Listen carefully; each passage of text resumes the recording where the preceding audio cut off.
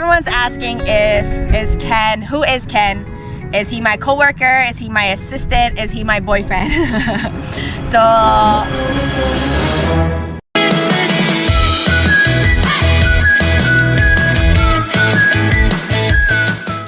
what is up, everyone? Island Barbie with Island Ken. And guess what we're finally doing? We're doing a Q&A. We're going to the farm so we can drink some buko. And we're gonna do a question and answer. Kita tayo. So if you guys watched my last vlog, this might look familiar. Hello. We're going to the farm to get some buko. And then we're gonna answer a Q&A. Everything you want to know about Barbie and Ken, coming soon. Look at all the chickens. You know what those are for? I don't know if you guys can see because of the gate, but there's like 100 chickens there for the cockfight. All right, we arrived at the farm. Cock-a-doodle-doo. These are the chickens. And we're gonna go to the top of the hill. Oh, there's a cotton. Look at all the little chickens. 1 hour later. Okay. Wow, I love this view, guys, as you can literally see the ocean overlooking. I don't know how good it looks on camera, but wow. I'm gonna miss this. But it's nice to leave, so then, you know, remember why. I know why I love this place, but trust me, when I want to leave, it's been 2 years, you know, since I left. So it's going to be like complete culture shock reverse. And wow, like I don't know how I'm gonna feel about living like around Americans again. No offense to my fellow, you know, I'm just used to the life here and I love it, if you know what I'm saying. A few moments later. Na, na, na, na, na. So Ken is secured the bucos. So he's so sweaty now. Wow, beautiful view. Today we are doing the Q&A. So Island Barbie here with Island Ken. So we're gonna be answering all of your questions that we asked, you guys wanted to know. So we have our buko.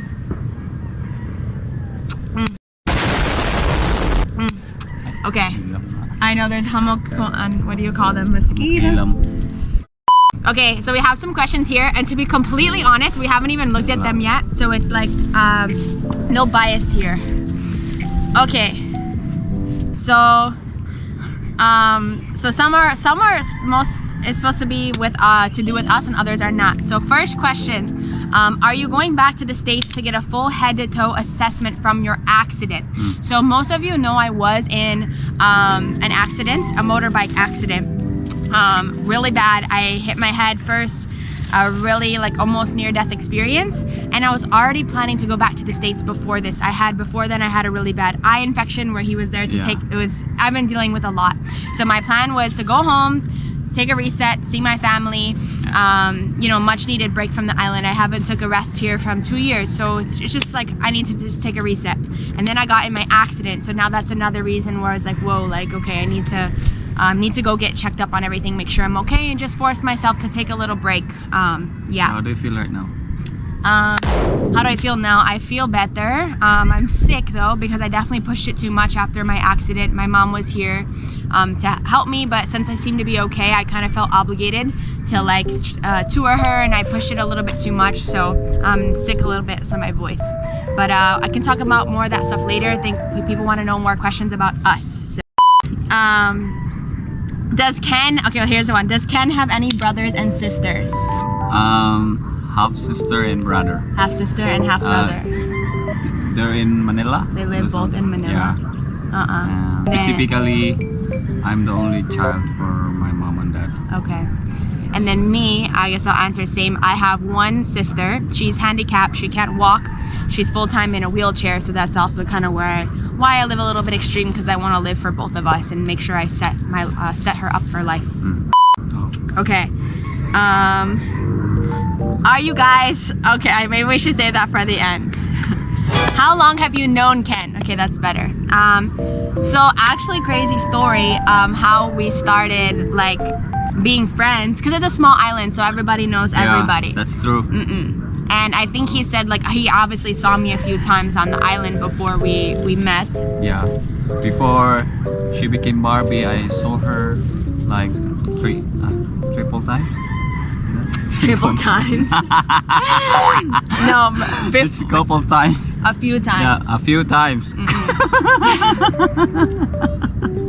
Wait, before I flew to Manila, I saw you. A few times. Because he had left to Manila for a few months to work, Yeah, right? like I've been in Manila like 11 months, so knowing her, first saw her in social media, and I never know that makita ko siya in personal, like magkausap kayo, something like that. We talk together. So basically, he told me that he's obviously saw me a few times before, and then I'm on the Dragon Boat team. And once he got back from Manila, he decided to join the Dragon Boat team also. So we are teammates. But this is the same time that I started to deal with like a couple sicknesses and my eye infection. So like I was in the training, and then I had to stop going to training. But then I was kind of like, seemed like I was getting better from some sicknesses. And our Dragon Boat team had this big competition where we had to create our own teams. And since he didn't compete with us yet, he was allowed to join my team. And he needed a team, I needed more teammates. So he ended up joining my team. So I was like coaching him in a way, even though you know what I mean? And then we were super close. After we did this, like my whole team, like including him, we'd hang out, do karaoke. And one day, like I would always have somebody assist me at the bridge. And they kind of got another job, so they couldn't help me. And he's really unreliable. Good friend of mine, but he was always like drunk and like, you know what I mean, would just never help me. So one day he texted in our group chat like, Barb, I'm free, I'm bored, you need help like at the bridge. Do you need me to assist you at the bridge? I said, Shana, like, let's go. And so he did. Like he assisted me one day at the bridge, and I think you did pretty much like every day since then. Obviously we had breaks, and like Monday, Tuesday, Wednesday was slower days, but like he was very consistent with helping me and assisting me at the bridge. Yeah. It was fun. Sobrang saya maka-assist kay Barbie. And she's, every time na may bibigay siya sa akin, hindi ko siya ina-accept. I don't know what he just said. I will not accept it because, I just help for, to help her. Like, right, I love to her. To help. And the big, he wouldn't really accept much like money if I would try to pay him. Normally I would just like, I eventually like would force him like here, or like, pay in a different way. Especially when it got like a consistent thing, you know what I mean? Which I needed help because it got so busy. And so that kind of sums up how we met too. It's a small island, so most people know everybody or see somehow. But that's how we like became close. So he's, with ice cream. Next question. How did Ken end up getting your shoes? I don't know what they mean by that. What do you do for work? Your shoes. Ken, what do you do for work? Like general. Like he's actually, I work a lot in Manila.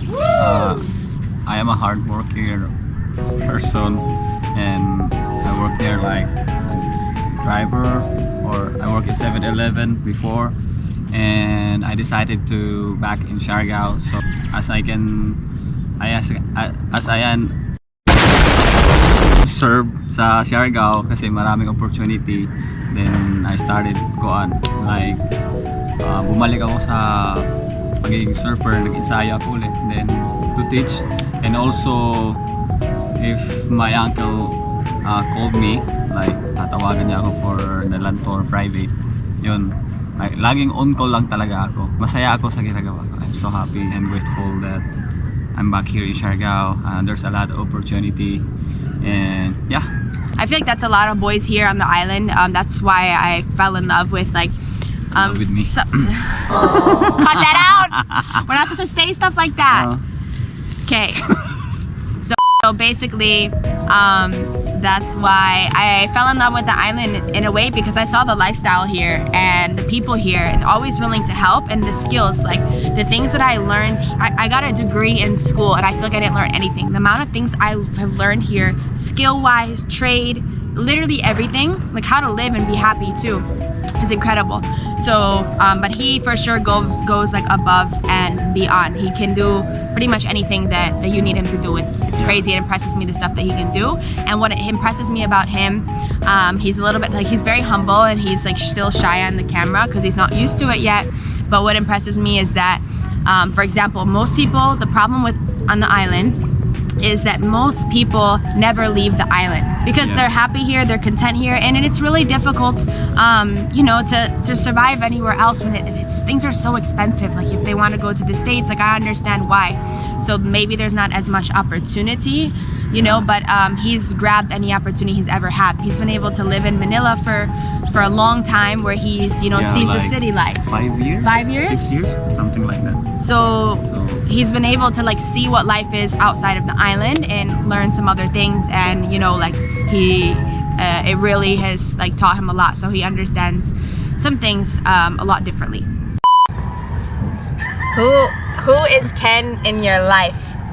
A lot of them are like the same questions. Yeah. So like, how did you meet, become friends? Yeah, but like, who is Ken in your life? Like a very, very, very special person, because like we were just explaining everything with like the accident, and basically too, like let's just like flash forward to the accident.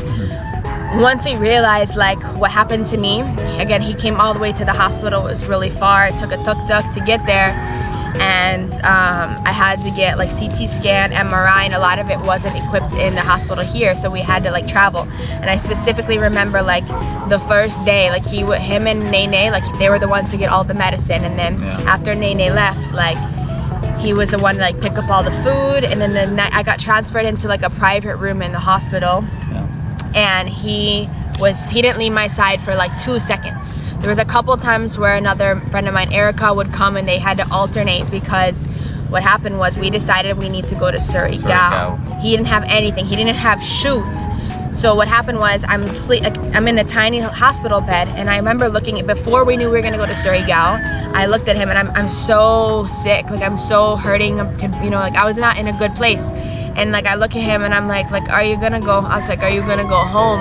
And he's like, he looks at me and he's like, Barb, like, how can I leave you like this? Like says it just like that. I'll never forget. And I just am like, well, like, I don't know, where are you gonna sleep? Because the bed I can, like, it's so tiny, you know what I mean? And he's like, don't worry about he says word for word, like, don't worry about it. I'm a grown man, I'll figure it out. And then like, and I just like, you know what I mean? I was like, come on, like it just like was so sweet. She make me cry. we cried a lot.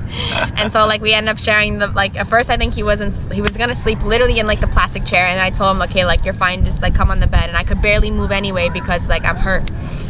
And then we realized I'm gonna go to, so Erica messaged me and she's like, I'll come visit again. I think what happened, they communicated saying they would swap. She stayed with me for a little bit while he borrowed her bike, went all the way home and grabbed like a packed a bag so we could go to Surigao the next day. So I can have ko para may damit ako kasi ulit-ulit lang yung damit ko.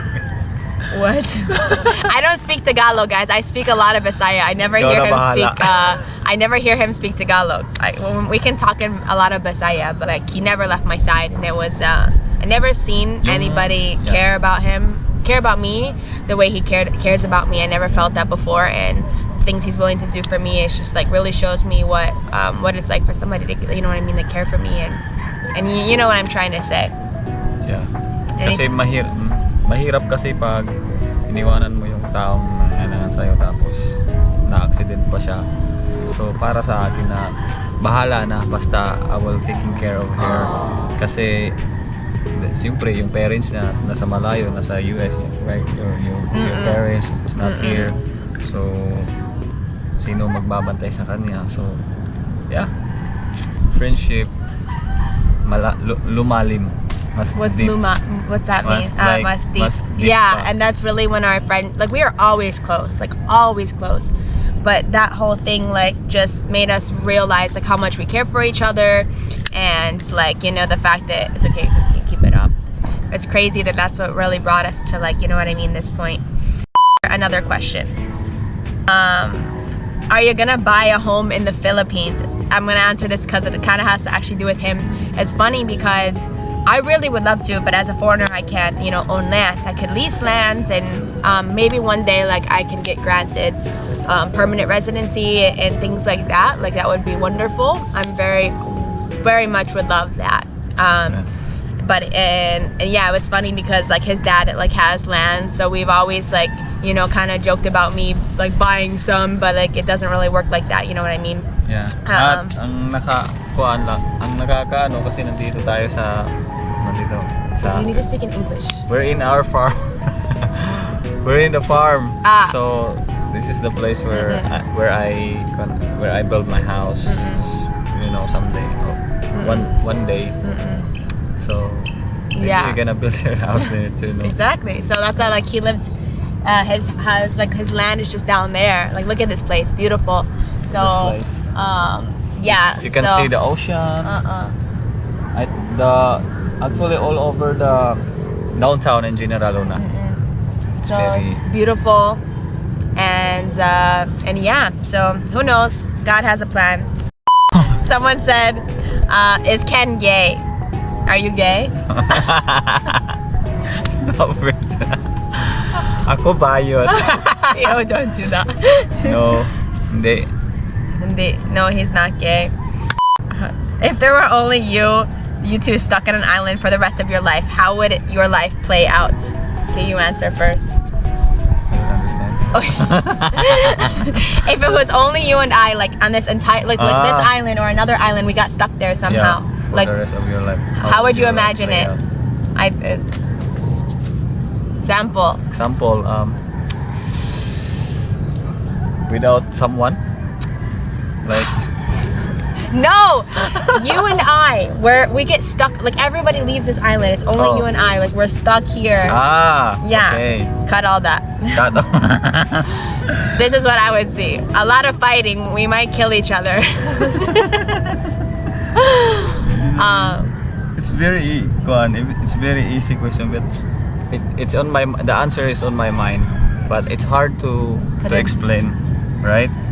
So. Like, that's what everybody is also asking, like, what does Ken do for work or for a living? So we already answered that.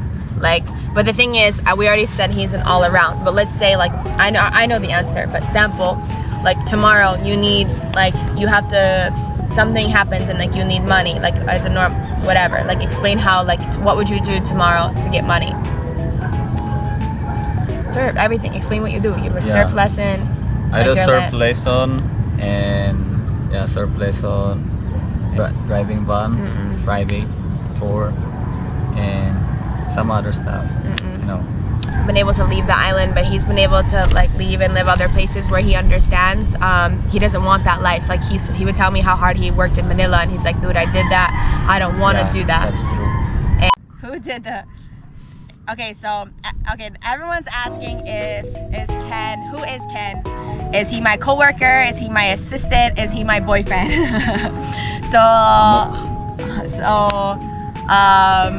He's not either. We're just friends. What are you saying? So next question. But is Ken special to you? Like 150,000,000%. Like he's always been really special to me, and I tell him this, and we have conversations about it before. But so back to my whole accident.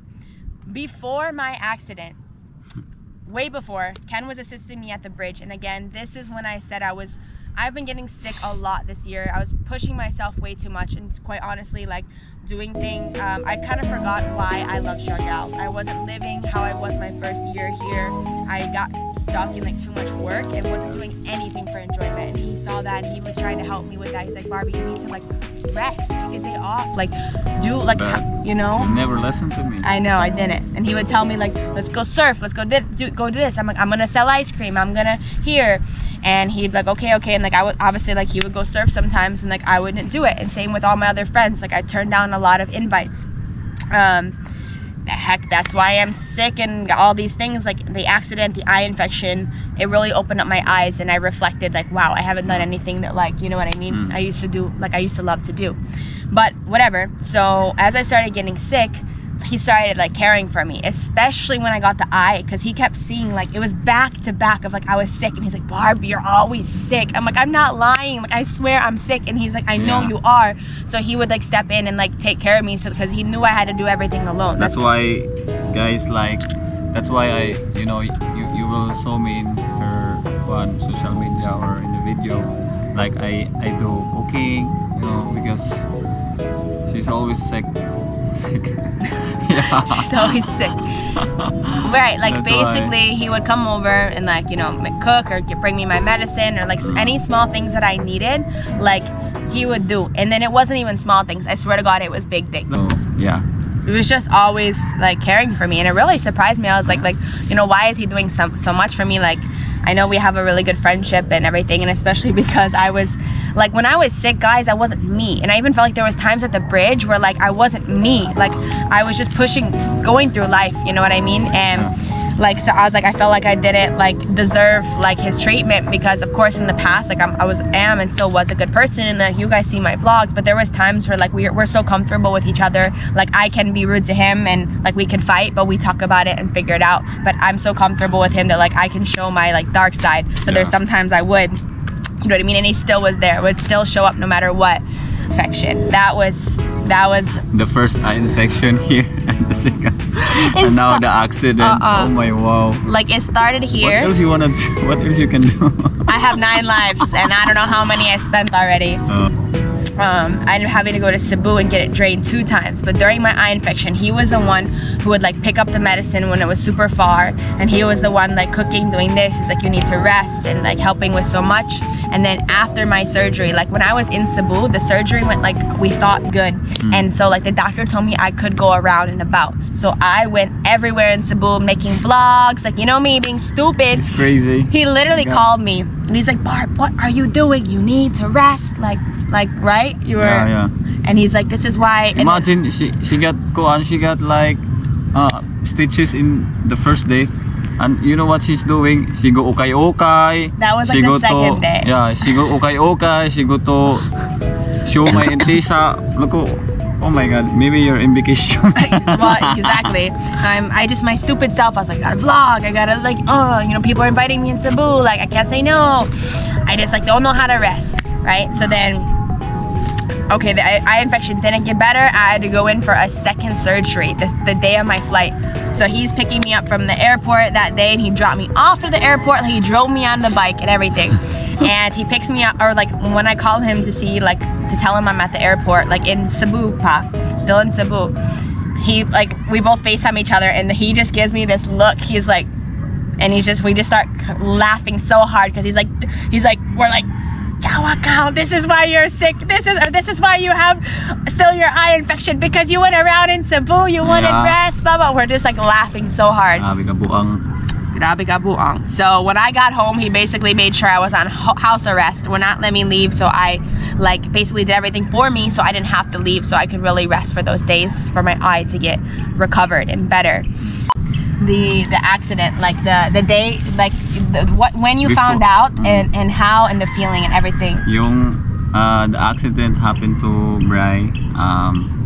Before that happened, like meron akong nararamdaman na kakaiba, tapos my heartbeat is like beating fast, and yeah, I was not wrong for my, you know, because we have our spirit, like we have meron tayong nararamdaman talaga. Pero that is my first time. That is very rare for me na makaramdam ng ganun, the feeling that.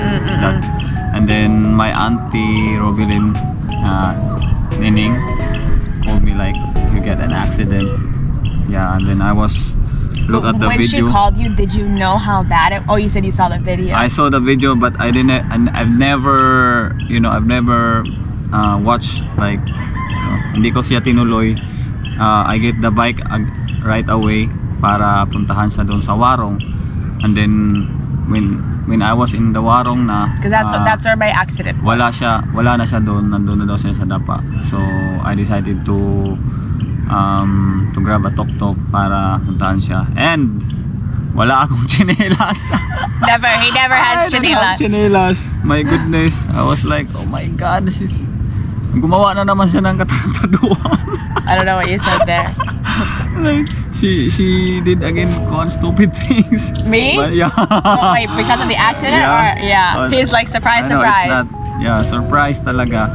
Super like, so I'm so very like sobrang worried ako. And then when I ride the bike, I was like, you know, hindi ko mapigilan like my tear, you know, Like, crying. He was like crying because if you saw the video, I still have it posted on my social medias like Facebook, Instagram. Like, it's really bad. Like, it looks like I am, you know. And even me, I woke up in the hospital. I didn't remember anything. I don't know what happened.